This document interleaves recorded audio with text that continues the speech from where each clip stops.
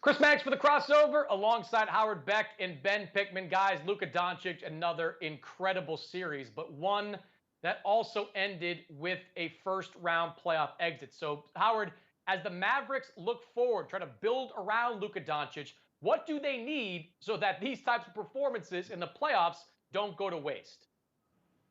Yeah, well, ideally, Kristaps Porzingis would play like the all-star that they thought he was going to be when they acquired him, and as his max contract suggests he should be. If he's playing at that level, a lot of other things fall into place, and that supporting cast, which can be lackluster at times and a little up and down, wouldn't be as critical if you actually had a second star. Guess what? It's really hard to get a second star. So their best bet right now is get Porzingis healthy. It's clear that the knee thing in the offseason never quite it obviously was healed, but he never really regained his form. Nevertheless, he put up decent numbers in the regular season. Defensively, he's not the player he was.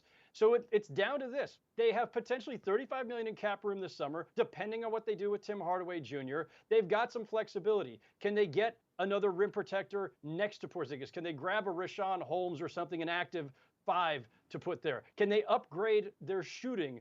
Can they get back Seth Curry, who maybe they never should have traded away? Like, they have incremental steps that they can make in the meantime, because this team, as long as they've got Luka, still has incredible ability to compete at a high level on Luka alone. Get some more shooters, fortify themselves up front. They'll be fine for now until you can find that second star. I mean, that was a pretty long laundry list of things that the Dallas Mavericks needs, and I think it's all for good reason, because other than Luka Doncic, I think this roster has a lot of holes, and I think the Clippers really exposed that fact, right? You look at Game 6 and Game 7, Dallas was relying increasingly on a 2-3 zone, right? That was almost their best lineup, and they played it at the start of Game 7, at the end of Game 7, when they were really trying to get back into the game with KP and Boban playing together, and Porzingis being this kind of weird 7'3" floater who really had no place on the offensive end of the floor specifically. I mean, this roster has a lot of holes, right? You saw a lot of Trey Burke in Game 7. Certainly, Jalen Brunson had a good year, but Rick Carlisle went away from playing him, and Josh Richardson was pretty much unplayable in the postseason, and they lost Seth Curry for him, which looks like a really, really terrible move on second thought. And so I look at the Dallas Mavericks and say, this entire roster really does need an overhaul in my mind. Obviously, you're not moving Luka Doncic, and you hope that he's going to be there for years and decades to come, so to speak, right? And we'll see what happens with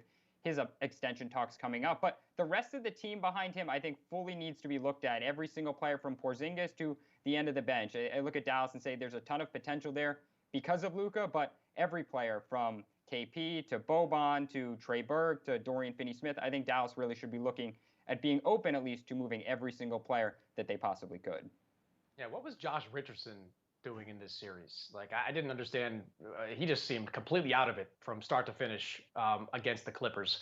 I think for the improvement of the Mavericks, at least in the short term, it comes down to what more you can get out of Kristaps Porzingis, because most of their cap space is probably going to be gobbled up by bringing back Tim Hardaway Jr., which I think they should. I think Hardaway Jr. has proven that he's a very solid third or fourth option on that team. So if you're Dallas, you're not going to have, most likely, a ton of flexibility to go out there and make a run at some of these free agent swingmen. Brunson, you're right, Ben, lost the confidence of Rick Carlisle in this series, but I think overall he was very good, and he'll be back next year on a short money deal. It's just all about Porzingis. I understand, Howard, that Porzingis shot 37% from three during the regular season, but I am just so over, like, the quick trigger three-pointers from Porzingis, from beyond the three-point line. The guy's 7'3" playing power forward.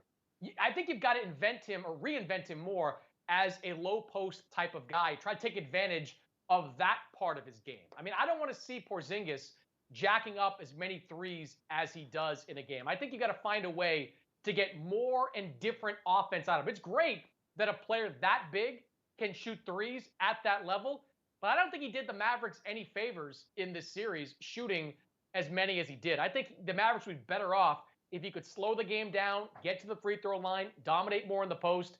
You just didn't get a great series out of Kristaps Porzingis. And Howard, that ultimately is what cost Dallas in the end. Yeah, I mean, no question. Listen, you've got two guys who you considered your foundational pieces, Luka and Porzingis.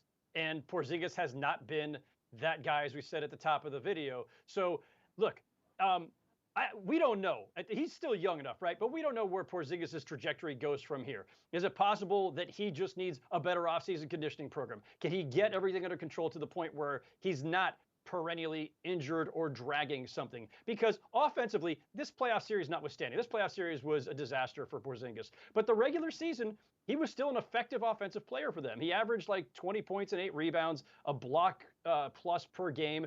But he's just not as mobile as he was when he first arrived or when he was with the Knicks.